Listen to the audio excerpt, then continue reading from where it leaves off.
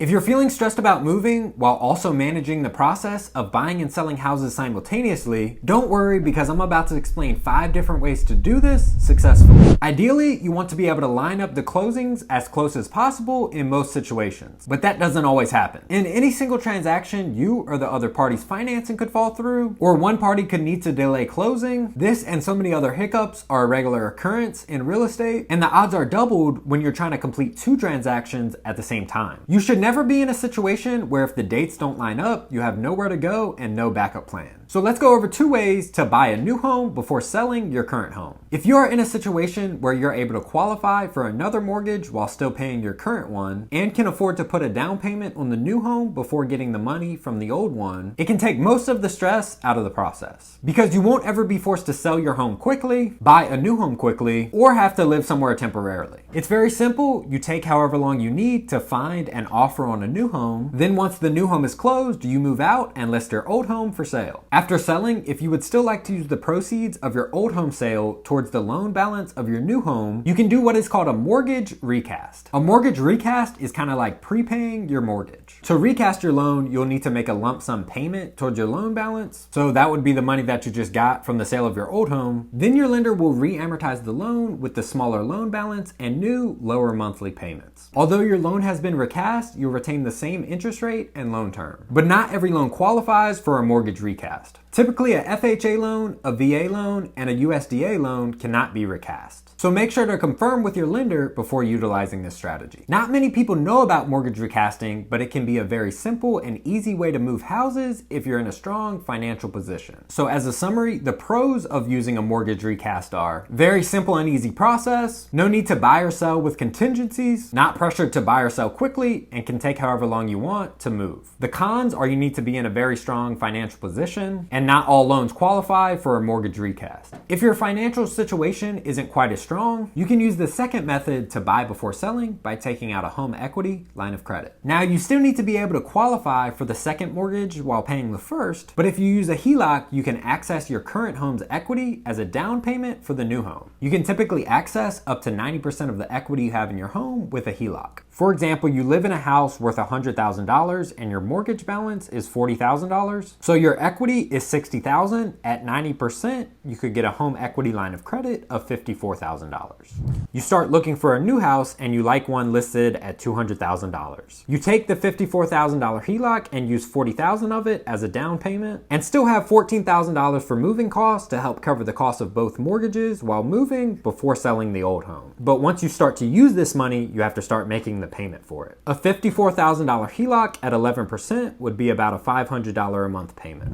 Once you move into your new home, you can list your old home for sale and it sells for $100,000. You pay off your $40,000 mortgage and profit $60,000. Don't worry about closing costs for now. Hopefully it didn't take you $14,000 to move your stuff. But you then take the $60,000 profit and pay off the HELOC. Now, a couple things to keep in mind is this is a line of credit, so you don't need to pay the money back until it is spent. So if you get approved for a HELOC and then it takes you 4 months to find the right property and close on it, you don't have to start paying back the HELOC until you actually spend the money on the down payment at closing. You don't owe anything for the 4 months you didn't use it. Also, you don't have to spend the entire HELOC amount that you're approved for. If you're approved for a $100,000 HELOC but only need $60,000 for the new home, you don't have to pay for the other $40,000 because you never used it, just like a credit card. Those are the positive parts. The negative aspects is the interest rate is adjustable. Hopefully your old home sells quickly so it doesn't have time to adjust very much, but it is something to keep in mind. Also, you cannot qualify for a HELOC if you have already listed your property for sale. So as a summary, the pros of using a HELOC are not pressured to buy quickly, line of credit, so you only pay for how much you use and when you use it, don't need to buy or sell with contingencies,